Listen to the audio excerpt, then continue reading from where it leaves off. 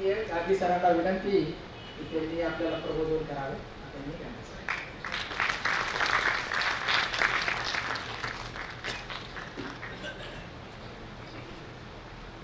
नमस्कार. यशवंत प्रतिष्ठान आणि अंबड शहरांच्या नागरिकांचं आणि यशवंत प्रतिष्ठानचे सगळे ऑफिस बेअरर्स आहेत त्यांचा मी आभार मानतो की मला त्यांनी हे निमंत्रण देऊन माझं जे सन्मान केले त्यासाठी मी फार त्यांचा आभार मानतो. हे आज फार गरजेचं आहे की आपण एक दुसरा विचार ऐकून घ्यायला पाहिजे आणि आमच्यासारख्यांना बोलण्याची संधी कमी होत चाललेली आहे. गेल्या वर्षात निमंत्रण मिळाल्यानंतर प्रसंगाच्या पूर्वी अपरिहार्य कारणामुळे ते निमंत्रण पाठी घेण्याची प्रक्रिया या देशात सुरू झाली आहे.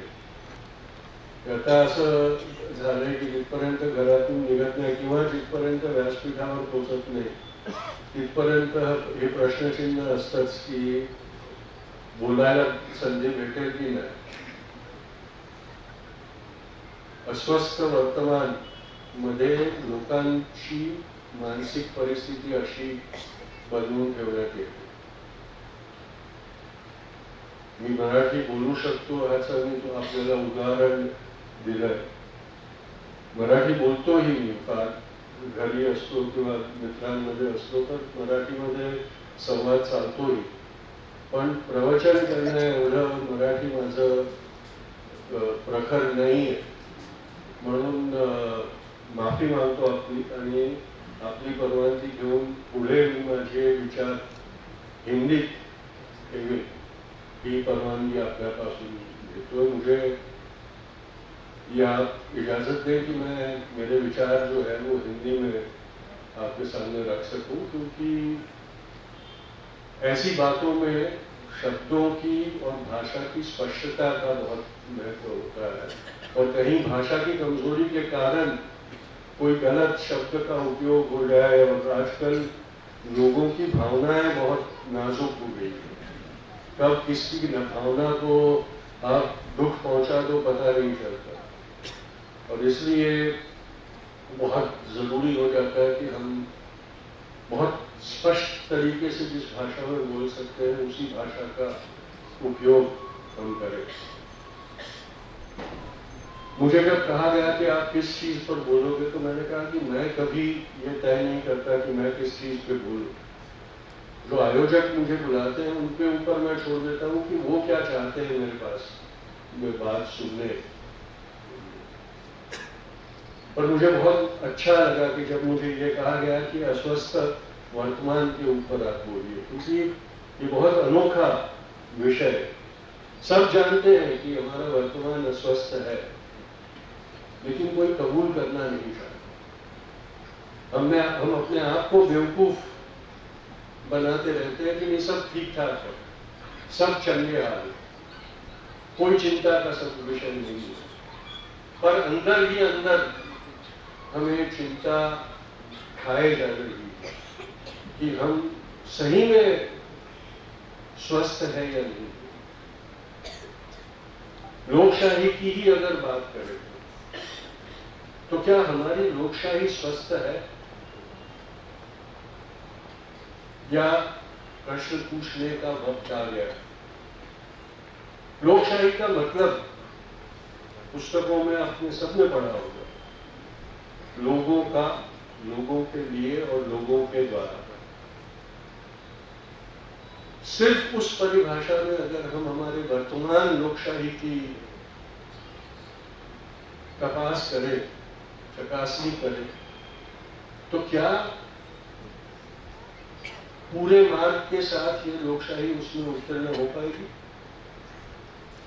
ये प्रश्न पूछना पड़ेगा हमने अपने आप को कि क्या हमारी लोकशाही इस ग्रंथ के अंदर जिस व्याख्या के राष्ट्र की कल्पना हमें दी गई, जिस व्याख्या के नागरिक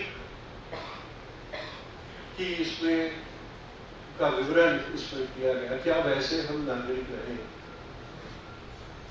अगर हमारी लोकशाही की परिस्थिति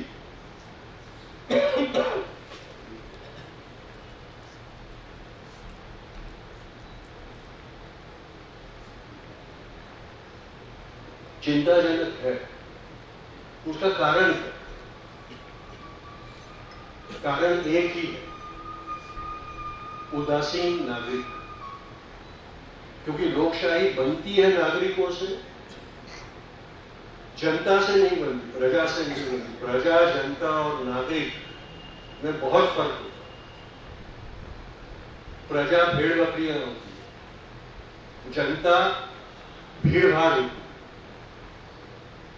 नागरिक एक कर्तव्यशील जागरूक व्यक्ति होता है जो हर वक्त चौकन्ना रहता है, हर वक्त अपनी जिम्मेदारी समझता है, हर वक्त अपनी जिम्मेदारी निभाता है, हर वक्त अपना कर्तव्य निभाता है, उसे कहने की जरूरत नहीं।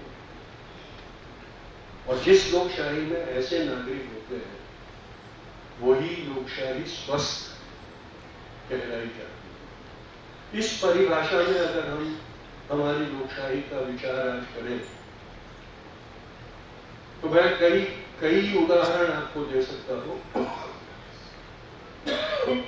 माफ कीजिएगा, सुबह से इतनी बातें हुई है कि थोड़े गले पर भी असर होने लगे हैं, लेकिन विचार रखना बहुत जरूरी है, इसलिए मेरी खांसियों को आप नजरअंदाज करना। तो क्या हम कर्तव्यशील नागरिक रहे? आजकल एक नया स्लोगन हमें दिया जा रहा है, नेता की गारंटी। लोकशाही में अगर किसी एक चीज की गारंटी होती है तो वो हमारा संविधान है। कोई नेता उस संविधान से बड़ा होने की कोशिश करे तो ये समझना कि ये हमारी लोकशाही के लिए सबसे बड़ा खतरा है। पर क्या हम ये समझ सकते? क्या हम इसके लिए चौकन्ने रहते? कोई नेता को क्या अधिकार है कि हमें ये समझाए कि उसके सिवा हमारी कोई गारंटी नहीं है? पर आज हम ये मानने को तैयार हो गए क्योंकि हम हमारा कर्तव्य करना नहीं चाहते। लोकशाही में अपना कर्तव्य क्या होता है इसकी जानकारी कितनों को आज रही है? 5 साल में एक बार वोट करना, क्या इतना ही अपना कर्तव्य होता है नागरिकों का लोकशाही में? 2 इलेक्शनों के बीच के काल में नागरिकों का कोई कर्तव्य नहीं रहता। वैसी कैसी लोकशाही बन गई है? कैसे हमने वो बनने दिया? हम हमारे बच्चों से तैयारी शुरुआत करें, घर में, स्कूलों में, विद्यापीठों में पढ़ने वाले जो बच्चे हैं उनसे शुरुआत करें। आज उनके दैनंदिन जीवन में उनको लोकशाही की मिसाल, लोकशाही की समझ, लोकशाही की पहचान मिले, ऐसा उनके दैनंदिन जीवन में क्या हमने रखा है? जिन स्कूलों में उनको अब हमने डाला है उसमें उनको गुलामी सिखाई जाती है, पाठ्यक्रम की गुलामी। जो टीचर उनको पढ़ाते हैं उनको आजादी नहीं है कि वो क्या सिखाए। उनके ऊपर भी पाठ्यक्रम की गुलामी, सेमेस्टर की गुलामी, सिलेबस की गुलामी। हमारे जीवन में अगर कोई एक चीज प्रखर तरीके से दिखाई दे, हमें गुलाम बनाने की नीति। और गुलाम कब बन सकता है? जिस व्यक्ति के हाथों और पैरों को बेड़ियों में जकड़ दिया जाता है वो विद्रोह करके उन बेड़ियों को तोड़ के आजाद हो जाता है। पर जिस व्यक्ति के दिमाग को बेड़ियां लगा दी जाती है वो कभी आजाद नहीं होता, क्योंकि उसका विचार ही गुलाम होता है। और आज हमारी परिस्थिति ये है कि हम सारे एक आजाद राष्ट्र के नागरिक भले हो, लेकिन आजाद नागरिक नहीं, गुलाम है हमारी खुद की स्वीकृत गुलामी के कारण। कुछ भी अगर हमें चाहिए तो नेताओं की तरफ नजर दौड़ती है कि नेता हमारा परवरदिगार है। हमको अगर कुछ लेना है तो नेताओं की चापलूसी करे बगैर कुछ नहीं मिल सकता। लोकशाही हमको ये ग्रंथ हमें ये अधिकार देती है कि जो चीज आपका अधिकार है उसको पाने के लिए आपको कोई दलाल की जरूरत नहीं है। हम कहाँ मानते हैं ये? क्या हम जानते भी हैं ये बात? जब नेता आके हमको कहता है मेरे कारण आपको ये सुविधा मिली, मेरे कारण आपके का ये प्रगति हुई, आपका लाभ हुआ, वो मेरे कारण हुआ, आप कौन होते हो? वो कौन होता है आपको देने वाला? लोकशाही में ये मैकेनिज्म होता है। इस ग्रंथ में इसकी परिभाषा दी गई है कि जो नागरिक होता है उसको क्या क्या मिलना चाहिए। किसी की रहम पर वो जिंदा नहीं है। जिसकी जयंती की बात हम कर रहे हैं, छत्रपति थे, राजा थे, लेकिन उनके राज्यकाल में हमें ज्यादा आजादी थी। उनका इतिहास हम पढ़े तो हमें पता चलता था कि उनके राज्यकाल में नागरिक का महत्व रखा जाता था। और आज जब हम एक लोकशाही में जिंदा अपने आप को कहते हैं, तब हम नौकरशाह ज्यादा है। क्योंकि नौकरों की तरह हर चीज पाने के लिए हमें खुशामदी करनी पड़ती है। हम खुशामदी करते रहते। ऐसी परिस्थिति में अस्वस्थता तो रहेगी, क्योंकि हमने खुद ने बीमारी लगा दी है हमारी लोकशाही, कोई और नहीं है। ये वही परिस्थिति है जिसका फायदा उठाकर चंद अंग्रेजों ने हमें गुलाम बना दिया, क्योंकि उन्होंने हमको ये समझ डाली थी कि हम तुम्हारे ऊपर राज करने के लिए आए। उनके पहले मुगलों की बात करने की जरूरत नहीं है, क्योंकि मुगलों को तो हमारे ही लोगों ने अपने झगड़े मिटाने के लिए निमंत्रित किया था कि आके हमारे झगड़े सुलझाने के लिए, हमारे दुश्मन को मारने के लिए आओ। जब कई निमंत्रण मिलते गए तो फिर उन्होंने कहा कि भाई हम अगर इनकी लड़ाइयां लड़ते ही रहते हैं तो हम ही राज क्यों न करें, एक बार झगड़ा ही खत्म हो जाए, वो उनका राज ही खत्म कर दो। तो मुगलों की बात करने की जरूरत नहीं, अंग्रेजों की बात करना जरूरी है। कुछ चंद 100 अंग्रेजों ने लाखों हिंदुस्तानियों को गुलाम बना दिया, क्योंकि वो मानसिकता का उन्होंने फायदा उठाया कि ये गुलामी की मानसिकता के लोग। और हमारे लोगों ने क्या मान लिया, ये ईश्वर की बात है, हमारी तकदीर है कि हमें गुलाम बनना है, उनकी तकदीर है कि वो राजा है, वो दिव्य है, दिव्य शक्ति है उनके पास। 1857 में हम भले कितना ही अपने आप को ये कहे कि वो आजादी का पहला युद्ध था, वो चंद राजाओं को अपनी रियासतें वापस लेने के लिए उन्होंने युद्ध किया था और सिपाहियों का उपयोग किया गया था। वो कोई लोकशाही की प्रस्तावना के लिए लड़ाई नहीं लड़ी गई, कोई स्वतंत्रता के लिए लड़ाई नहीं लड़ी गई थी। अंग्रेजों की गुलामी में से निकल के देशी राजाओं की गुलामी में जाने का ही एक परिवर्तन होता अगर वो कामयाब होता। मैं नहीं मानता कि वो स्वतंत्रता का संग्राम था, क्योंकि स्वतंत्रता में व्यक्ति स्वतंत्र होता है। एक गुलामी से दूसरी गुलामी में ट्रांजिशन नहीं होता, तो वो छोड़ दे।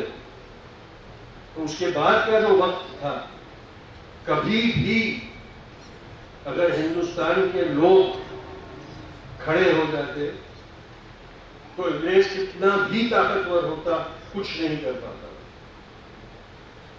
तिलक, गांधी, उनका जब वक्त आया, वो पहले नेता थे हमारे जिन्होंने हमको ये एहसास दिलाया कि आजादी हमारा अधिकार है।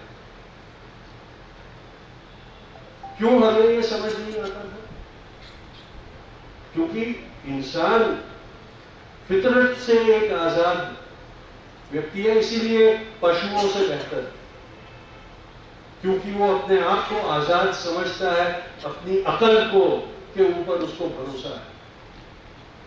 और जिसको ये होता है वो गुलाम कैसे बन सकता है? क्योंकि उसको ये, उसके दिमाग में ये शक डाल दिया जाता है कि तू कामयाब नहीं हो सकता, तू केपेबल नहीं है, तुझे गुलामी होना, तेरी फितरत की गुलामी की।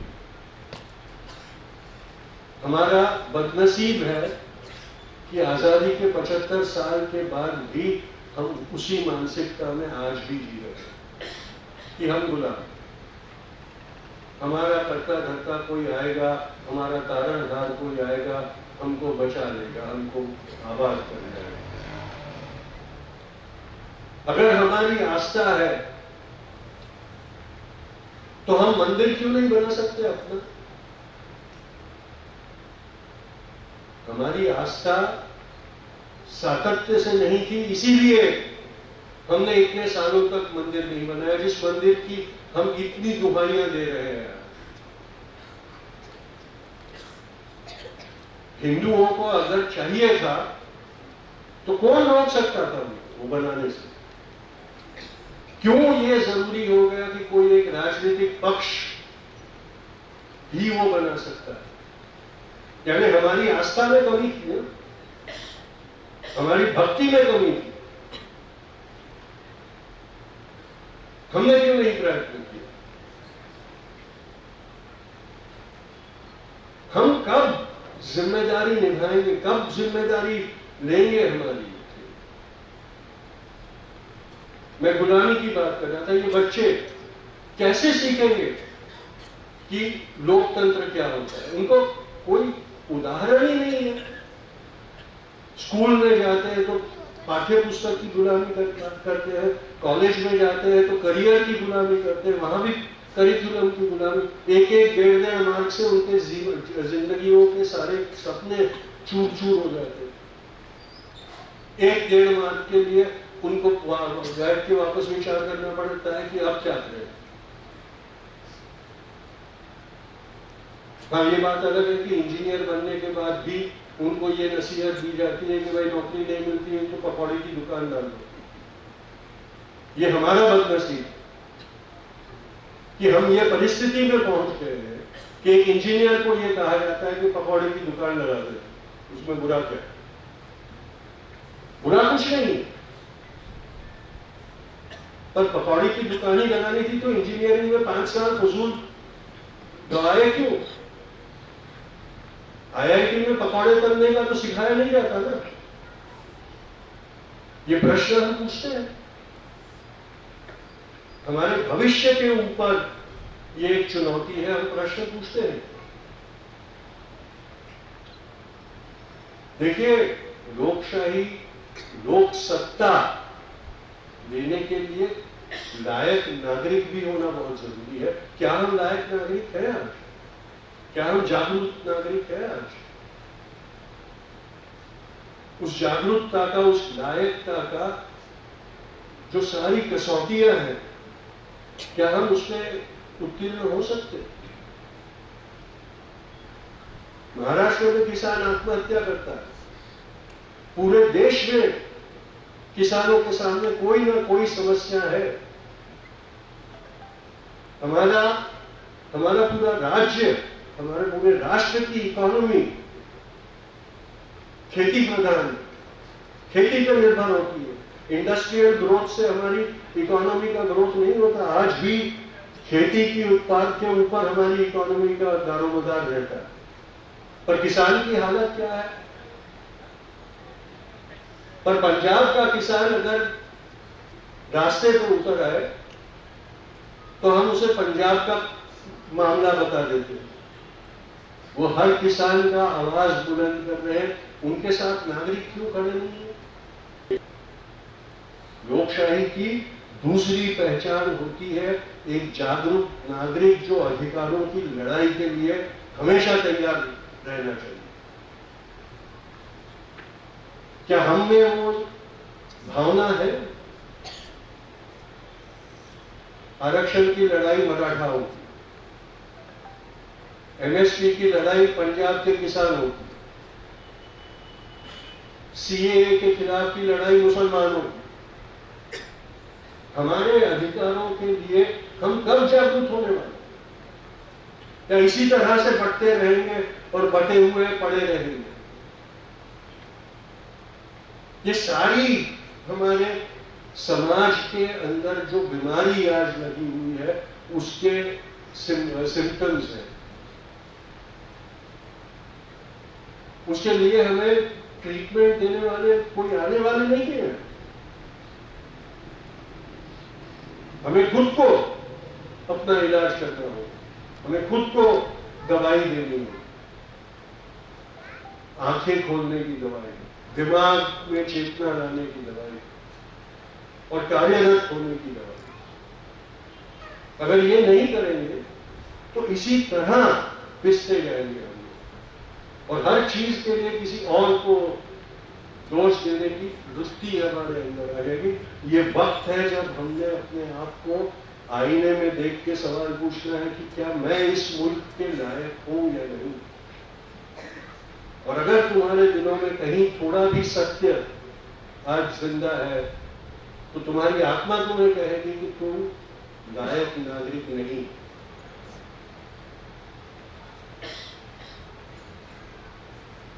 वो संजय दत्त की एक फिल्म आई थी खलनायक, उसमें वो गाना गाता है, नायक नहीं खलनायक हूं। आज अगर हम में सच्चाई है तो हम सब ने ये अपने आप को याद दिलाना चाहिए कि हम लायक नहीं है इस लोकशाही के लिए, इस ग्रंथ के लिए हम लायक नहीं है। पिछले 1 साल से हम आजादी के 75 साल मना रहे हैं ना। अपनी देशभक्ति दिखाने के लिए पिछली 15 अगस्त को तिरंगा लहराने को कहा गया था। 22 जनवरी को भगवा फरकाने को देशभक्ति का स्वरूप दे दिया गया, वो बात अलग है। लेकिन उस दिन हमने तिरंगा लहराया था अपनी देशभक्ति का प्रदर्शन करने के लिए। आप में से कितनों ने वो देशभक्ति की परीक्षा में उत्तीर्ण हुए थे, जरा बताइए मुझे। कितनों ने गई 15 अगस्त को अपने घरों पे तिरंगा लहराया था? लहराया था ना, और अपनी पीठ थपथपाई थी कि मैं देशभक्त हूं। 13 अगस्त को राजस्थान में 9 साल का एक दलित बच्चा अपनी प्यास बुझाने को उसने अपने उच्च वर्णीय शिक्षक के लिए रखे गए मटके में से 1 गिलास पानी पिया था। इंदर मेघवाल नाम था उसका। उस उच्च वर्णीय शिक्षक ने उसको पीट पीट के मार डाला। कितनों ने उसके लिए आंसू बहाए? आपको याद भी है उसका नाम? 9 साल का बच्चा था। इधर में 9 साल के कई बच्चे देख रहा हूं। 9 साल का बच्चा था। आपका नहीं था तो क्या हो गया? बच्चा था ना। कितनों ने आंसू बहाए? और फिर इंसानियत की बातें करते, कहां गई हमारी इंसानियत? क्या वो दलित था इसलिए हमारे लिए, हमारे दिलों में उसके लिए हमदर्दी नहीं है? हाँ, नहीं है, क्योंकि हमको कोई फर्क नहीं पड़ा। 3 दिन के बाद 75 साल आजादी का अमृत महोत्सव का उत्सव मनाने के लिए हम तत्पर थे। वो काला धब्बा जो लगा था वो पोषने की कितनों ने कोशिश की। क्यों हम हमारा विरोध प्रदर्शित करने रास्तों पर नहीं उतर सकते? ऐसे ऐसे हादसे होते जा रहे। 84 में सिखों को मारा गया, हम हमारे घरों में बैठ गए। वो खालिस्तानी है, उनको तो मारना ही चाहिए। अपने आप को समझा दिया। बयान में 93 और 2002 में मुसलमानों को मारा। मुसलमान तो इंसान ही नहीं है ना, उनको तो मार के ही सिखाना चाहता है। गृह मंत्री बोलता है कि 2002 में ऐसी थप्पड़ पड़ी कि अब कोई सर उठाने को काबिल नहीं रहा। हमने कबूल कर लिया, क्योंकि मुसलमान तो अपने हैं ही नहीं ना। भले वो 400 साल से रहे, भले उन्होंने अपने से भी ज्यादा कुर्बानियां क्यों न की हो, लेकिन मुसलमान तो दाऊद इब्राहिम नहीं होता है, मुसलमान तो कसब ही होता है, उसको तो मारना ही चाहिए। कहां गई है हमारी इंसानियत? कैसे इंसान है? अखलाक को मार दिया उसके घर में घुसकर कि गौ मांस था उसके फ्रीज में। वो गौ मांस कहाँ चला गया पता नहीं। जैसे इराक में से वो मास डिस्ट्रक्शन के हथियार गायब हो गए, उसी तरह से अखलाक के रेफ्रिजरेटर में से भी वो मिला हुआ मांस का टुकड़ा क्या था आज तक किसी को बताया नहीं है, लेकिन अखलाक को मार दिया। अच्छा किया। गौवंश की रक्षा। कौन से गौवंश की रक्षा? तो प्लास्टिक खा रही गायों जो तड़प तड़प के मरती है, वो गौवंश की तुम सेवा करते हो? कैसी गंभीर हमारी आस्था बन गई है। सोचिए इन चीजों को। मैं कड़वा बोलता हूं क्योंकि कैंसर का इलाज कड़वा होता है, और आज हमें जो कैंसर लगा हुआ है उसको अगर सुधारना है, उसको क्योर करना है, तो कड़वी दवाई खानी पड़ेगी। हमारे सामने आईने रखने पड़ेंगे। जिनको ये बातें सुनना पसंद ना आता है वो मुशायरे में चले जाए या कॉमेडी शो घर पे जाके देखे और हंसते रहे। आज हमारी परिस्थिति जो है, 75 साल के बाद दलित कौम का एक नौजवान अपनी शादी में घोड़े पे चढ़ के जाता है, उसको मार दिया जाता है कि सवर्णों के सामने इसकी हिम्मत कैसे हुई घोड़े पे चढ़ देती। क्या हमारे पेट का पानी हिलता? क्यों नहीं? वो एक आदिवासी के चेहरे पे एक सवर्ण पेशाब कर रहा था, उसके वीडियो कितनों ने शेयर किए थे, सबने देखे थे ना वो वीडियो। 4 महीने पहले ही वो वीडियो सोशल मीडिया पे एकदम ट्रेंड हो रहे थे। उसमें 2 चीज आपने कभी सोची?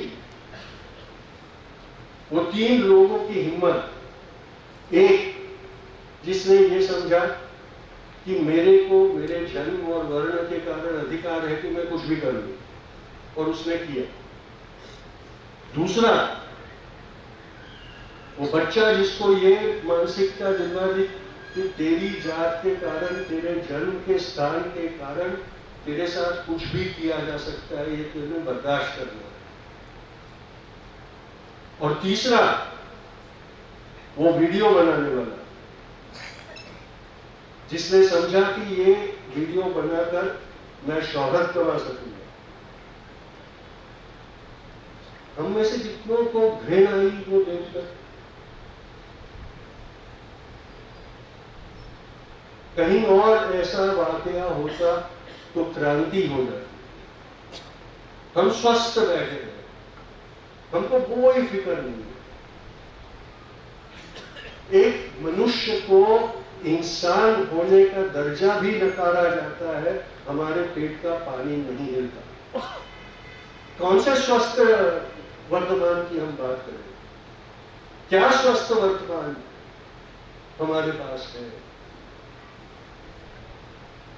और ये कोई एक पक्ष के ऊपर ये इल्जाम नहीं है, ये हमारे ऊपर इल्जाम है, नागरिकों के ऊपर ये इल्जाम है कि हमने अपने आप को नागरिक मिटा के जनता और प्रजा बना दिया।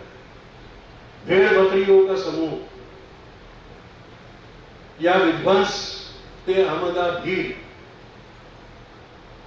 उसके सिवा हमारे कोई एक अपनी पहचान हमने रहने नहीं दी।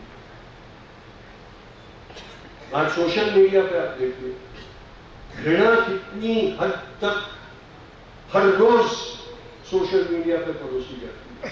जहर कितना होता है, उनके शब्दों में जहर कितना होता है। पर कोई किसी के पेट का पानी नहीं मिलता, क्योंकि मुझे क्या, मैं तो मेरे घर में बहुत सुरक्षित हूं ना, मुझे तो इसका असर नहीं होता।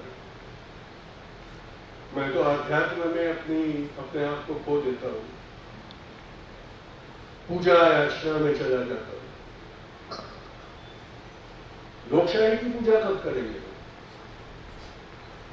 ये ग्रंथ जो है, उसकी जो प्रस्तावना है, उसकी पहली लाइन तो भी पढ़ी है किसी, पर पढ़ी है तो कभी समझी है वो क्या कहता है? जो 4 शब्द है जो हमारी लोकशाही की व्याख्या दिलाते हैं, उनको समझने की कोशिश कभी की है? समता, न्याय और स्वतंत्र। मैंने जो उदाहरण दिए उसमें कहां समता दिखी है, कहां न्याय होते हुए दिखा? हमारे समाज की परिस्थिति आप देखिए, जयपुर से आने वाली एक ट्रेन में एक सिपाही चुन चुन के मुसलमानों को मार रहा है। उसके पास बंदूक थी, उसके डर लगता है, मैं मान सकता हूं। उसमें जो वीडियो वायरल हुए थे उसमें एक भी व्यक्ति डर के मारे भाग नहीं रहा था, क्योंकि जो मुसलमान नहीं थे वो आश्वस्त थे कि हमें नहीं मारने वाले, ये तो मुसलमानों को मार रहे हैं। तो जब वो मुसलमानों को गोलियां मार रहा था, तो उसी डब्बे में चलने वाले पैसेंजर वीडियो उतार रहे थे। सामने लाशें पड़ी थी, गोली लहू की नदियां बह रही थी। वो पागल इंसान बंदूक ताने खड़ा था और अपने भाषण दे रहा था, लोग वीडियो उतार रहे थे। हाँ, ये स्वाभाविक होता कि डर के मारे वो लोग ट्रेन में से कूद कूद कर भागते अपनी जान बचाने के लिए। जान बचाने के लिए कोई नहीं भागा, उसके पीछे खड़े होकर उसके वीडियो निकाल रहे। कैसी इंसानियत रही है हमारी, कैसा समाज बन गया है।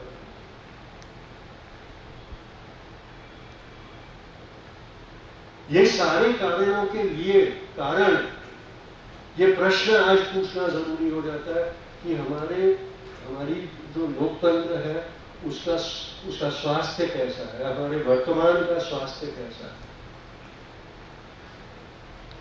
भूतकाल के लिए हम बहुत जागरूक, 5000 साल, 500 साल, 400 साल पहले के जो अन्याय हुए उनके लिए हम लड़ने को तैयार हैं। लेकिन हमारे वर्तमान में जो वापस गुनाह किए जा रहे हैं, उसके लिए हम बिल्कुल उदासीन हैं। किस तरीके का भविष्य बनाने जा रहे हैं, किस तरीके का भविष्य हम हमारे इन बच्चों को देने वाले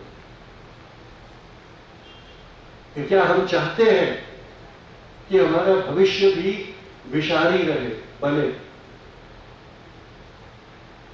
क्योंकि जहर जो होता है वो पक्षपात नहीं करता, ये याद रखना।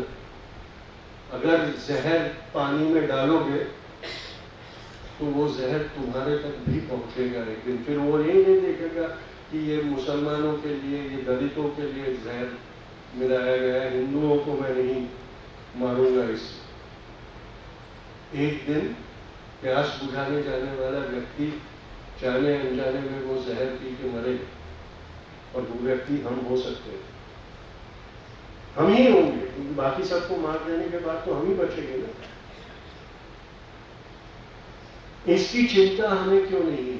और इसलिए हमारा जो भविष्य है, हमारा जो वर्तमान है, वो अस्वस्थ है, क्योंकि हम बेखबर बने हुए जी रहे हैं। हमें कोई परवाह नहीं है हमारे साथ क्या होगा, हमारे बच्चों के साथ क्या होगा, उनके बच्चों में, हमारी आने वाली नस्लों के लिए हम कैसा समाज और देश छोड़ के जा रहे हैं। हमें कोई किसी चीज की फिक्र नहीं है, ना हमारे वर्तमान की फिक्र है, ना हमारे भविष्य की फिक्र है। फिक्र है तो सिर्फ हमारे भूतकाल की। हाँ, भूतकाल में नाइंसाफियां हुई, भूतकाल में गुनाह हुए, उसको सुधारने की कोशिश करनी चाहिए, कोई मना नहीं है। पर अगर भूतकाल में ही रचे बचे रहेंगे तो वर्तमान और भविष्य का क्या होगा, ये सोचने तक का वक्त हमें नहीं मिलेगा। इसलिए कहीं ना कहीं, कभी ना कभी हमें ये तय करना पड़ेगा कि हम अब भूतकाल को भूत में रख के वर्तमान और भविष्य की तरफ कब नजर करेंगे। और ऐसा नहीं है कि दुनिया में ऐसा नहीं हुआ। दक्षिण अफ्रीका का ही एक आप उदाहरण ले सकते हैं। दक्षिण अफ्रीका में धर्मनिरपेक्ष के कारण जो उसके मूल निवासी थे अफ्रीकन लोग, जो गोरे नहीं थे, उन पे सत्ताधीश गोरों ने जो अत्याचार अन्याय उनके साथ किए, जो जुल्म उनके ऊपर ढाए, बहुत स्वाभाविक था कि जब उनको आजादी मिली तब वो उसका बदला चाहते थे। वो उनका अधिकार भी होता अगर वो उसके लिए बदले के लिए लड़ते और गोरों को मारते, तो वो एक बार उस नरसंहार को हम कबूल भी कर सकते, क्योंकि वो उनके ऊपर हुए अत्याचारों को भुला नहीं सकते। लेकिन एक नेता उनको ऐसा मिला, नेल्सन मंडेला जैसा, जिसने ये समझा कि बदला लेने की चाह मेरे राष्ट्र को बर्बाद कर देगी, खत्म कर देगी, जन्मते ही उसके मृत्यु को सुनिश्चित कर देगी। और इसीलिए उन्होंने ये कहा कि हाँ, हम याद रखेंगे कि हमारे ऊपर जुल्म किया गया था, ये कभी भूलेंगे नहीं, लेकिन बदला नहीं लेंगे। आगे की तरफ देख के हमारे वर्तमान और भविष्य को सुधारने की कोशिश करने में हम साथ जुड़कर चलेंगे। आज के जमाने की सबसे महत्वपूर्ण मिसाल माफ करने की अगर कोई हो तो दक्षिण अफ्रीका में जो प्रयोग किया गया वो है। और हमारे हिंदुस्तान में क्या हो रहा है? हाँ, विभाजन हुआ, बहुत भयानक हुआ, बहुत अत्याचार हुए, बहुत गुनाह हुए। 75 साल के बाद क्या उसको याद करके उसकी घृणा वापस जिंदा करने की जरूरत है? क्या हमारे पास और कोई प्रश्न नहीं है, कोई सवाल नहीं है? क्या हमारी लोकशाही को किसी और चीज का महत्व नहीं है? लेकिन एक नया दिन बनाया जाता है 14 अगस्त, विभाजन के अत्याचारों को याद करने का। क्या विभाजन त्रासदी समर्थन या स्मरण दिवस, आजकल नाम बड़े पसंद आ जाए वैसे दिए जाते हैं, क्या वही हमारे लिए महत्वपूर्ण है? इतिहास की किताबों में वो दर्ज है, पार्टीशन हुआ, अन्याय हुआ, अत्याचार हुआ, जुल्म हुआ, सब उसमें दर्ज है। क्या जरूरत है उसको एक त्योहार बनाने की? लेकिन उसमें हम तत्पर हो जाते हैं क्योंकि आसान है ना, वो सारी चीजें करना आसान है। लेकिन अपनी जिम्मेदारी निभाने के लिए कब खड़े होते हैं? क्रांति, मुझे एक बार एक अमेरिकन प्रोफेसर ने पूछा था कि इकोनॉमिक्स की टेक्स्ट बुक में समाज में कुछ सिम्टम्स होते हैं जिसको लिखे गए हैं कि भाई जिस समाज में ये सिम्टम्स, ये चिन्ह दिखाई दे, वो समाज में क्रांति अनिवार्य हो जाती है। बोले मैं पिछले 1 महीने से हिंदुस्तान में घूम रहा हूं और मैं देख रहा हूं कि हर जगह पे एक नहीं, दो नहीं, सारे के सारे जो लिस्ट में सिम्टम्स लिखे गए हैं वो मौजूद तुम्हारी समाज में दिखाई देते हैं, लेकिन क्रांति नहीं दिखाई देती। इसका क्या कारण क्या है? मैं भी सोच में पड़ गया कि क्या कारण हो सकता है कि जो 9 या 10 चीजों में से 1-2 भी अगर किसी समाज, किसी समूह में दिखाई दे तो वो समूह क्रांति के लिए, क्रांति की कगार पे खड़ा है, वो मानना चाहिए। उसमें से हमारे में 9-10 दिखाई देते हैं, फिर भी हम क्रांति नहीं कर रहे क्योंकि हम लायक नहीं रहे लोकशाही को। हमने हमारी जिम्मेदारी लोगों को सुपुर्द कर दी, हमारे कर्तव्य हमने किसी और को आउटसोर्स कर दिए, वो करें मेरे जैसे लोग। कहेंगे कि आंदोलनजीवी, हमको आंदोलनजीवी कहा जाता है। वो आंदोलनजीवी है, उसका पेशा है आंदोलन करना, वो करता रहेगा। हमें जरूरत नहीं है, हमको हमारी जिंदगी चलती रहे। भले वो प्रश्न मुझे सताए, मेरे बेटे को नौकरी नहीं मिल रही, उसकी चिंता में मेरा ब्लड प्रेशर ऊंचा हो जाए, फर्क नहीं पड़ता। पर अगर बेरोजगारों के लिए कोई आंदोलन करने रास्ते पे निकलता है तो मैं नहीं जाऊंगा। ये उदासीनता जो हमें आ गई है, वो हमारे वर्तमान के अस्वस्थ होने का सबसे बड़ा कारण है। गैर जिम्मेदाराना जो उनकी प्रगति नहीं कर सकता। आजकल डेवलपमेंट की बड़ी बड़ी डींगे कसी जाती है, हर कहीं 6 लेन के रास्ते बना के डेवलपमेंट की बात की जाती है। आज मैं जालना में आया तो मुझे ताज्जुब हुआ कि महाराष्ट्र में, जहां पिछले 6 महीने में सिर्फ 2 टॉपिक्स प्रधान बन गए हो, ऐसा हमको लग रहा है। एक सत्ता का परिवर्तन और दूसरा मराठा समाज के लिए आरक्षण।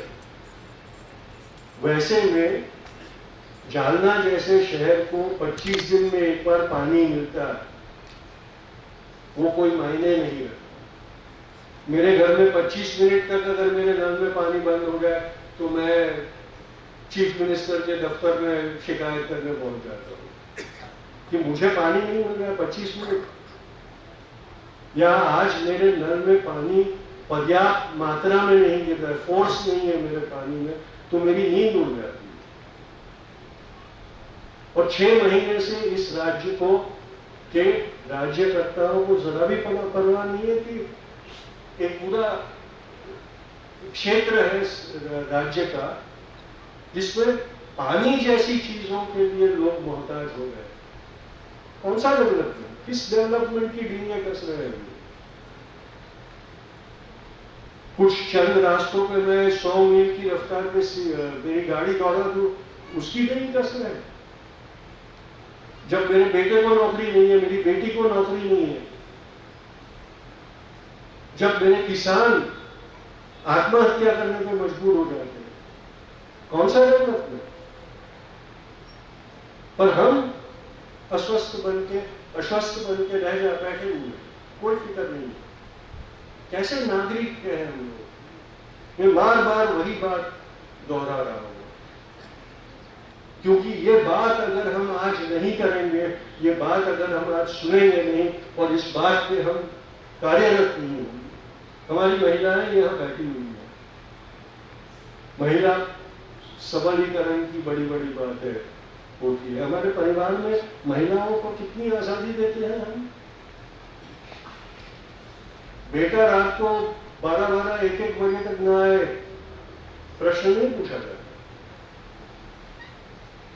बेटी 9:30 को घर में हाजिर ना हो तो रामायण महाभारत बन जाता।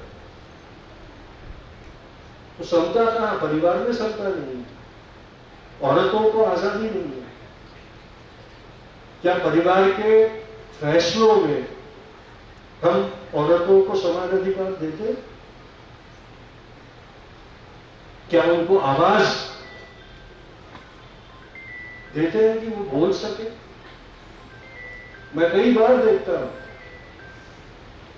कम पढ़े शौहरों की ज्यादा पढ़ी हुई बीवियां, कई परिवारों में मैंने देखा। और फिर भी वो शौहर परिवार का सरगना और ज्यादा पढ़ी हुई, ज्यादा लायक औरत की जगह रसोई घर में। परिवारों ने तो ये अन्याय किया, लेकिन औरतों ने भी तो ये कबूल कर लिया कि हमारा स्थान चूल्हे के सामने है। भले कितनी भी पीएचडी की हो, कितने भी मास्टर्स किए हो, कितने भी प्रोफेशनल कोर्स किए हो, ससुराल में कह दिया कि तेरा स्थान रसोई में है, गाय की तरह आज्ञाकारी बन के चली गई बात। कौन सी आजादी की बात हम करते हैं? हर जगह पे गुलामी चल रही है। हमारे समाज की फितरत गुलामी की बना दी गई। सोचिएगा, ये सारी बातों पर सोचिएगा। हमारे दैनंदिन जीवन में हम कितने आजाद है, ये प्रश्न हर रोज सुबह उठ के अपने आप को पूछिएगा और प्रामाणिकता से उसका जवाब दीजिएगा। रात को सोते वक्त आखिरी चीज अपने आप को कहिएगा, आज के दिन में मैं कितना आजाद रहा। हाँ, कहीं भी जाने की आजादी की बात नहीं है, कुछ भी कर सकने की आजादी की बात नहीं है, हर उस चीज की आजादी की बात है जो हमारे जीवन में महत्व रखना चाहिए और जिसका आज हमने महत्व रहने नहीं दिया। ये प्रश्न लेके आप अगर यहाँ से आज जाते तो मैं समझूंगा कि मैंने जो बात आपसे की वो सार्थक रही और हमारे वर्तमान को बचाने और हमारे भविष्य को अस्वस्थ ना करने के लिए हम वचनबद्ध होने को तैयार हुए हैं। बहुत बहुत शुक्रिया।